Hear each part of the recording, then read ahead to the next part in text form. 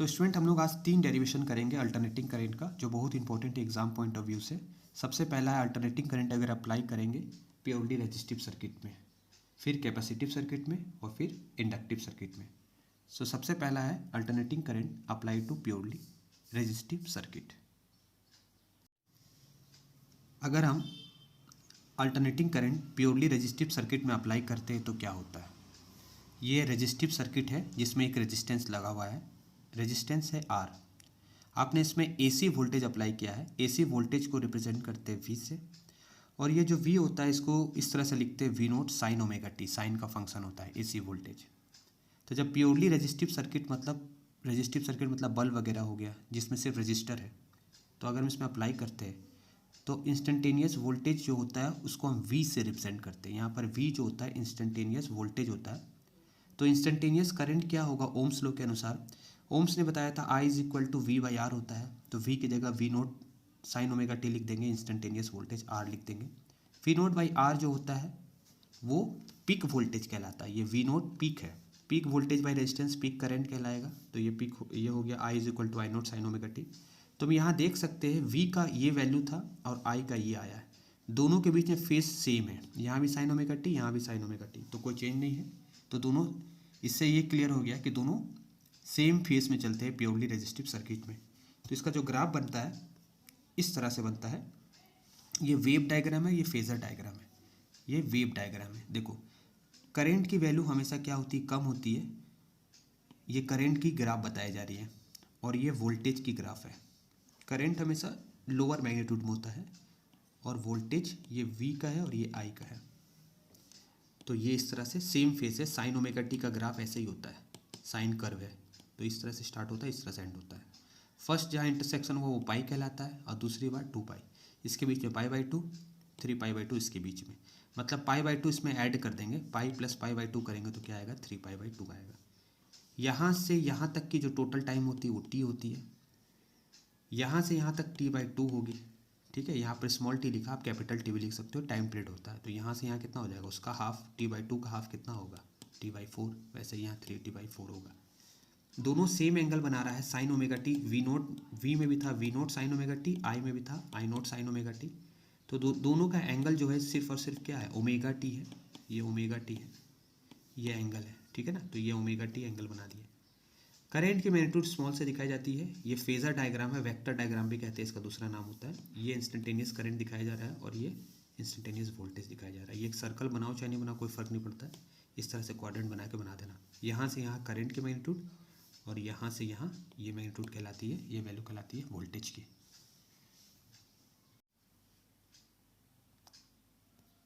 अब अगर alternating current हम अप्लाई करेंगे प्योरली कैपेसिटिव सर्किट में, आप देख सकते हो ये एक कैपेसिटर है, सिर्फ और सिर्फ कैपेसिटर है और कोई भी चीज़ नहीं है, तो इसको प्योरली कैपेसिटिव सर्किट कहते हैं। इसे वोल्टेज अप्लाई किया गया है, AC वोल्टेज अप्लाई किया गया है। V को कहते हैं इंस्टेंटेनियस वोल्टेज, जिसकी वैल्यू होती है V0 साइन ओमेगा टी। ये अल्टरनेटिंग जनरेटर से आया है, ठीक है। तो ये वोल्टेज है हमारा V0 sine omega T. Sign omega T, omega T कहलाता है फेज। हम जानते हैं करंट का फॉर्मूला होता है dq बाई dt। तो चार्ज जो होता है कैपेसिटर्स के टर्म में हम जानते हैं q is equal to C V, हमने पढ़ा था कैपेसिटर में।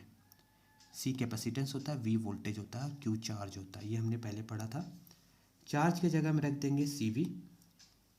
अब C है एक कांस्टेंट है, मतलब कैपेसिटेंस है, इस कैपेसिटर की कैपेसिटेंस है C, इसको बाहर लिख देंगे डिफरेंशिएशन साइन से। और वोल्टेज की जगह में लिख देंगे V0 साइन ओमेगा टी, ये यहाँ पर लिख देंगे। तो यहाँ पर V0 भी पीक वोल्टेज है, पीक हमेशा कांस्टेंट होती है, एक फिक्स वैल्यू होती है, तो इसको भी डिफरेंशिएशन से बाहर लिख दिए इस तरह से। तो दो चीज़ आ चुका है। साइन का डिफरेंशिएशन जो होता है वो कॉस ओमेगा टी होता है, और टी के साथ देखो ओमेगा है, इसलिए डिफरेंशिएशन में जो टी के साथ रहता है उसको मल्टीप्लाई कर देते हैं। तो हमारे पास जो टर्म आया है वो आया CV0 ओमेगा। अब देखो अगर ये वैल्यू 1 हो जाए किसी भी तरह से, तो ये क्या कहलाएगा, I is equal to CV0 omega.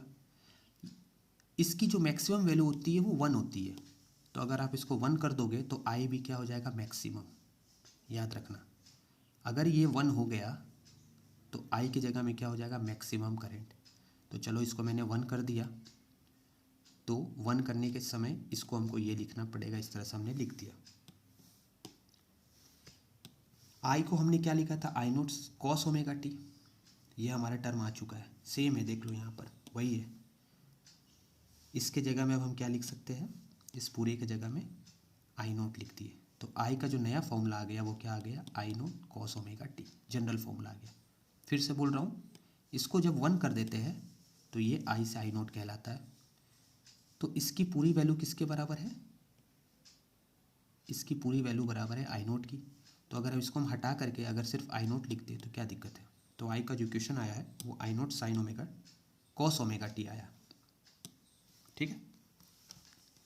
Cos omega T को हम लिख सकते हैं, याद रखना ट्रिग्नोमेट्री टर्म में हम लिख सकते हैं, साइन के टर्म में लिख सकते हैं omega T plus pi by to, ये याद कर लो। कॉस को हम sign omega T plus pi by to इस तरह से लिख सकते हैं। ऐसा क्यों लिखते हैं, ताकि कंपैरिजन में इजी आएगा। v इज इक्वल टू हमने क्या लिखा था, V naught sine omega T, starting में ही बताए थे। v इज इक्वल टू क्या लिखे थे, V naught sine omega T.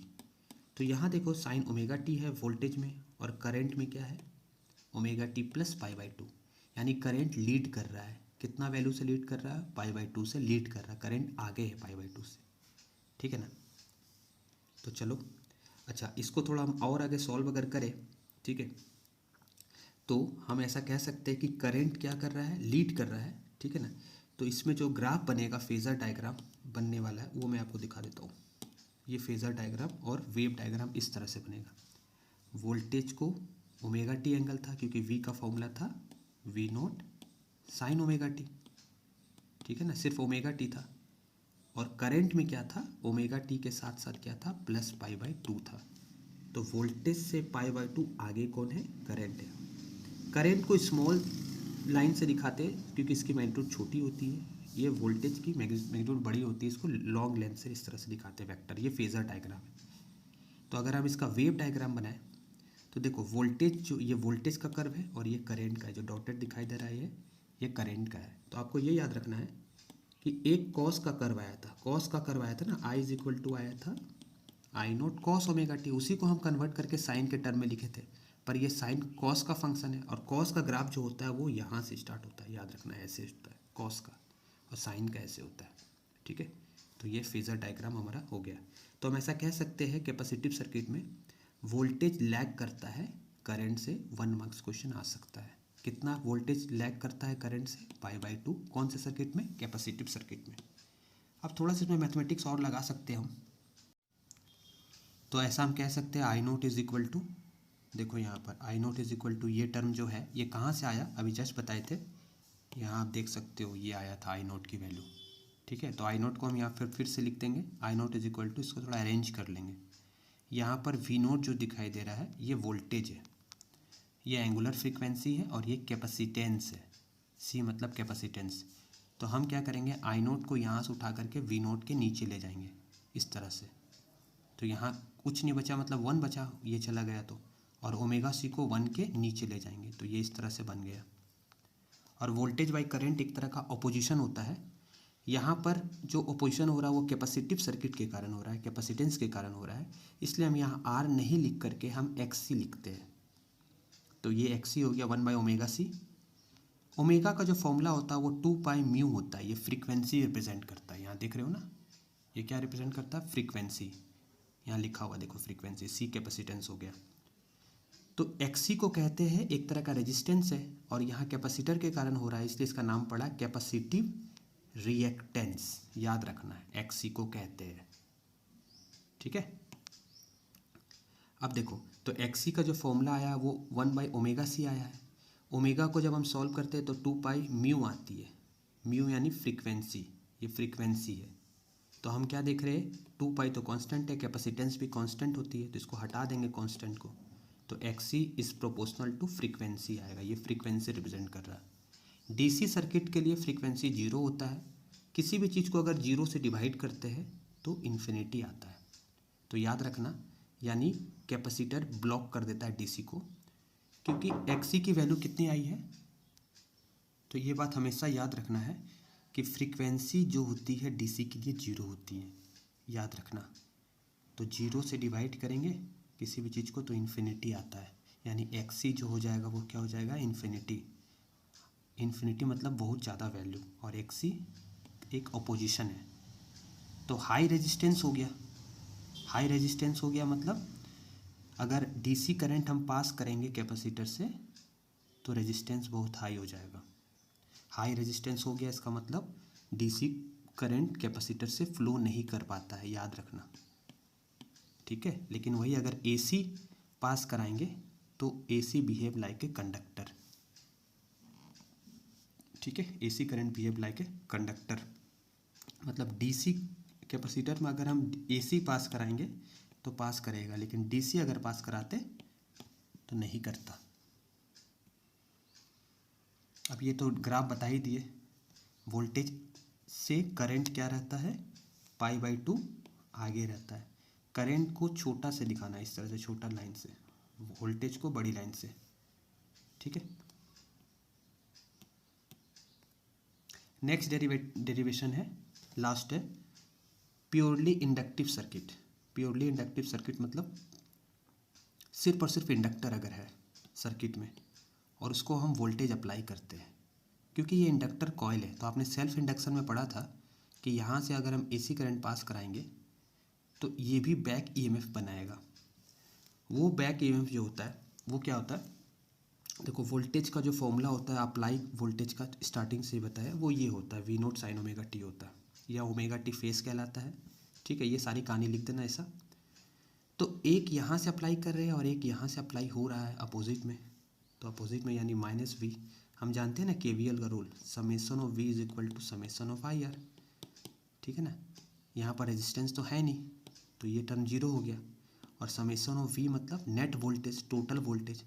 तो एक वोल्टेज इधर से जा रहा है और एक वोल्टेज इधर से आ रहा है, बैक ईएमएफ आ रहा है, इसलिए साइन कौन सा लेंगे, माइनस।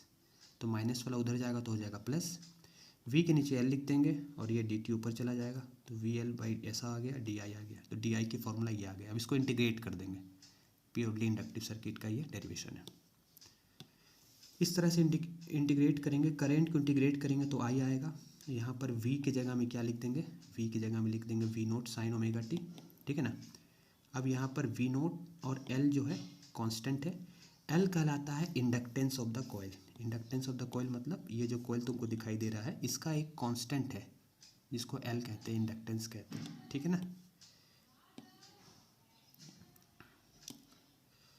तो इस तरह से हम इसको सॉल्व करेंगे इंडक्टर से प्योरली इंडक्टिव सर्किट में। ये हमें इंटीग्रेट कर रहे थे इस तरह से। तो यहाँ पर साइन ओमेगा टी का इंटीग्रेशन क्या होता है, साइन ओमेगा टी का इंटीग्रेशन होता है कॉस ओमेगा टी, याद रखना। वी बाई एल कॉन्स्टेंट है, बाहर आ चुका है। इंटीग्रेशन करेंगे साइन ओमेगा टी का तो कॉस ओमेगा टी आएगा, और टी के साथ जो भी रहता है वो बाहर आ जाता है, यानी टी के साथ है ओमेगा तो वो ओमेगा डिवाइड में आता है इंटीग्रेशन में। तो ये हमारे पास आ चुका, ओमेगा भी कांस्टेंट है, ये पूरी टर्म आ चुकी है। ये माइनस है, इंटीग्रेशन ऑफ साइन जो होता है वो माइनस होता है।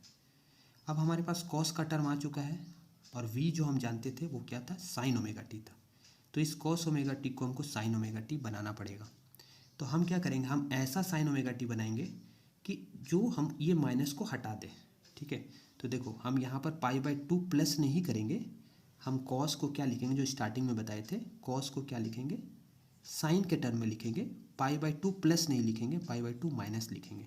तो इससे क्या होगा, जब हम इसे आगे लिखेंगे और इसे पीछे लिखेंगे और साइन अगर चेंज कर देंगे तो आगे माइनस लिखना होगा, और पहले से माइनस है तो माइनस माइनस मिलके क्या बन जाएगा, प्लस। तो ये लाइन तुम याद कर लेना, ठीक है ना, ये याद कर लेना। कॉस को क्या लिखते हैं, sine minus π/2 minus omega t लिखते हैं, और इसको जब हम आगे पीछे करते हैं और माइनस साइन इससे बाहर निकालते हैं, तो क्यों निकालते हैं माइनस, क्योंकि यहाँ पर हम प्लस चाहते हैं। तभी तो हम इन दोनों को कंपेयर कर पा रहे हैं इजीली। देखो अब इजीली कंपेयर हो रहा है ना, करंट आया था I naught sine omega t minus में है, और यहाँ ओमेगा टी है सिर्फ, यानी π/2 कम है करंट। तो ये इजीली कंपेयर हो सका है, इसलिए ये सारा नाटक किया जा रहा है। तो आप क्या देख रहे हो कि प्योरली इंडक्टिव सर्किट में वोल्टेज जो हो रहा है वो आगे है, और करंट क्या है, π/2 क्या है, माइनस में है, यानी पीछे है। तो ये याद रखना, करंट लैग करता है वोल्टेज से π/2, यानी π/2 का मतलब होता है 90, ठीक है। तो अभी हम इसका फेजर डायग्राम बनाएंगे। तो देखो करंट लैग कर रहा है यानी नीचे रहेगा और वोल्टेज आगे रहेगा, ठीक है। इंडक्टिव सर्किट में, तो करंट नीचे है π/2। किससे पीछे है π/2? वोल्टेज से, इसलिए ये एंगल जो है ये एंगल है π/2। वोल्टेज का जो एंगल वो कितना था? ω/t था बेस लाइन से, ठीक है। अब इसका फेज़र डायग्राम अगर हम बनाएंगे तो देखो ये तुम्हारा है फेज़र डायग्राम। वोल्टेज हमेशा बड़ा होता है, करंट छोटा होता है, ठीक है। और वेव डायग्राम है ये। वेव डायग्राम बनाने का तरीका होता है, जैसे अभी हम बताएं V0 ये अप्लाई किए थे और I0 ये बन करके डेरिवेशन करके आया था, तो दोनों में डिफरेंस क्या है? देखो दोनों साइन का ही कर्व है। अगर हम इसको देखें तो ये साइन जो है ये π/2 कम है, यानी ये अगर स्टार्ट हो चुका है वोल्टेज, यहाँ से साइन का कर्व तो हमेशा 0 से स्टार्ट होता है ऐसा, और ये भी साइन का ही कर्व है, लेकिन अब देखो ये π/2 माइनस में है, तो यहाँ 0 है, यहाँ प्लस π/2 है, तो इससे पहले क्या होगा? माइनस π/2, यानी ये यहाँ से स्टार्ट हो रहा है, ठीक है ना। ये माइनस का कर्व है, तो ये ऐसे ग्राफ स्टार्ट होगा, ठीक है। ये किसका कर्व हो गया? ये कर्व भी याद कर लेना, ये वेव डायग्राम हो गया। -π/2 का इधर से बनेगा, ठीक है। -π/2 इस साइड है, माइनस में है ना इसलिए नीचे से बना, प्लस में रहता तो ऊपर से बनता है ऐसा, ठीक है। तो ये डेरिवेशन हो गया, ठीक है। अब इसी में हम क्या देख सकते हैं, जैसे हम बताए उसमें था V0/ωc आ रहा था, इसमें ωL आएगा। कैपेसिटर में ωc आ रहा था, इसमें ωL आएगा। तो हम क्या देख रहे हैं? V0, ये चीज़ कहाँ से आया? ये देखो पहले से आया, इन दोनों को सॉल्व करने से आया। यहाँ पर देखो हम ये देख रहे हैं ना, ये V0 इन दोनों को इक्वेट करेंगे, इससे और इसे इक्वेट करेंगे तो क्या आएगा? I0 = V0/ωL। तो वही यहाँ पर भी लिखा गया, I0 = V0/ωL, ठीक है ना। अब V0/I0 कर देंगे, ωL ऊपर चला जाएगा, क्योंकि यहाँ से नीचे जाएगा तो यहाँ पर 1 बचेगा ना, तो ये ωL आ गया। ωL को एक तरह का रेजिस्टेंस कहते हैं, ये इंडक्टिव रिएक्टेंस होता है, इसका नाम याद रखना। ये भी एक तरह का करंट का ओपोजिशन है, करंट को फ्लो होने से रोकता है। ओमेगा का फॉर्मूला 2πf होता है, फ्रीक्वेंसी होती है। तो हम क्या देख रहे हैं, अगर ये कांस्टेंट है, ये कांस्टेंट है, तो एक्सेल जो है वो फ्रीक्वेंसी के डायरेक्टली प्रोपोर्शनल है। तो इंडक्टिव सर्किट में एक्सेल और फ्रीक्वेंसी का जो ग्राफ बनने वाला वो स्ट्रेट लाइन बनेगा इस तरह से, ठीक है। तो ये हो गया। अगर हम मान लो हमारे पास एक इंडक्टिव सर्किट है, अगर उससे हम पास कराते हैं डीसी करंट, ठीक है, तो डीसी की फ्रीक्वेंसी होती है 0। तो फ्रीक्वेंसी अगर 0 हो गई तो एक्सेल भी कितना हो जाएगा? 0। एक्सेल अगर 0 हो गया यानी ओपोजिशन 0 हो गया, ओपोजिशन 0 हो गया यानी क्या कहेंगे हम? रेजिस्टेंस 0 हो गया, यानी करंट इजीली फ्लो करेगी। ये बात आप याद रखना, ठीक है।